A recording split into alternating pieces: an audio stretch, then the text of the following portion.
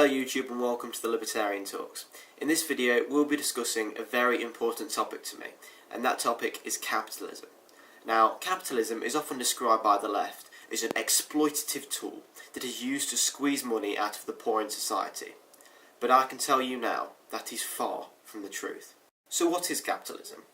Capitalism is an economic system in which trade, industries and the means of production are largely or entirely privately owned and operated for profit. Essential characteristics of capitalism include private property, capital accumulation, wage labour, and in many models, competitive markets. Now, the part that socialists and communists tend to not understand is the fact that to gain profit, you need to act in an altruistic manner in the first place. As Adam Smith put it, it is not from the benevolence of the butcher, the brewer, or the baker that we expect our dinner, but from their regard to their own self-interest. What Adam Smith really meant in that famous quote of his was that brewers, butchers and bakers did not start a business in order to simply give away meat, beer or cakes. They set up their business in order to gain money in return for the products that they can produce with the incredibly good skills they have. This is a good example of Adam Smith's theory of the invisible hand that guides the economy. Adam Smith said that individual baker, acting in his own self-interest, which would be his desire to gain profit from the consumers, would therefore translate into altruism. In wishing to gain profit, he would sell the consumer a cake. The consumer desires a cake. Therefore, that is a mutual benefit for both parties in the exchange. Now let's look at what happens when that altruism is lost.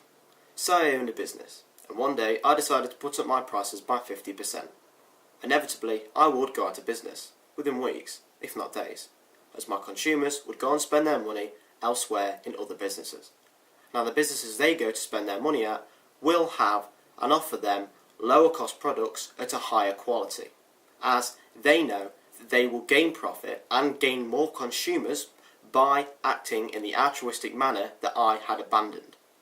This is where communists, socialists and other opponents of capitalism really fail in their argument. But what about the workers, you may ask? Are they treated fairly? Are they paid a fair wage? The answer is yes. In a true capitalist free market economy, businesses will be able and will have to pay their workers a decent and fair wage. These wages will then be able to be spent in a sustained circular flow around the economy when those workers purchase goods and services from other businesses. As this happens and capital accumulates, businesses can then reinvest the capital into production facilities to help improve the productivity of their workers. As the productivity increases, they have the ability to pay their workers a higher wage, and they will do so as they are in competition with other employers to keep their workers in their jobs at their firms, as sometimes other employers can offer better wages and better incentives. But don't just take my word for it, have a look for yourself. Research which countries are doing the best economically and financially, and then compare that to their economic freedom. I've done the same. I've looked at Hong Kong, and I've noticed that Hong Kong since 1980, in the past 35 years, its GNP per capita has grown by $32,000. It has transformed from a little fishing village to a massive city overflowing with wealth. And the poverty gap and the distance between the rich and the poor has closed incredibly. Or even look at Switzerland and the way in which it actually has the highest disposable income and average salary throughout any other country in the world. Then look at the fact of how Hong Kong and Switzerland both rank in the top 5 of all the countries in the entire world in relation to economic freedom. But what about the Scandinavian socialist success stories? They're incredibly rich, some of the most richest countries in the world. Aren't they socialist? Actually, if you look at it, they've got some of the freest markets in the entire world.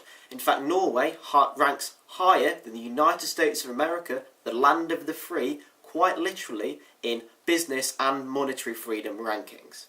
Now, isn't that something to think of? But overall, I believe capitalism and the free market is the best and most efficient system at delivering and meeting people's needs and desires on a daily basis. Thank you for watching this video. Please put your comments down below of what you actually thought of my video here, and please express your opinions. I'm looking forward to your guys' feedback. So thanks for watching. See you later.